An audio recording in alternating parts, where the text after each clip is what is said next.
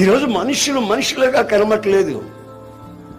మానవత్వాన్ని కోల్పోయారు. అన్నదమ్ముళ్ళైనా, అక్కచెల్లెళ్ళైనా, రక్త సంబంధులైనా, తల్లి బిడ్డల మధ్యలో కూడా శపించబడిన అనుభవాలు చోటు చేసుకుని సాతాను ప్రబంధ హస్తాలలో, వాడి ఉక్కు హస్తాలలో నలిగిపోతున్నారు ప్రజలు.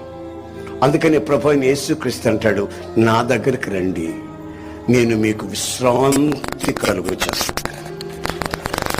ఏమిటా విశ్రాంతి అంటే, సమస్త జ్ఞానములకు మించిన శాంతి, సమాధానం మీ హృదయాలలో పరిపాలించేటట్లు చేస్తాను. మీ హృదయాలలో పరిపాలన జరుగుతుంది. ఏమిటిది? శాంతి, సమాధానం పరిపాలన చేస్తుంది మీ హృదయం. ఏ కోణంలో కూడా నీ జీవితం ప్రశాంతంగా ఉండేటట్టు నేను చేస్తాను. డౌన్లోడ్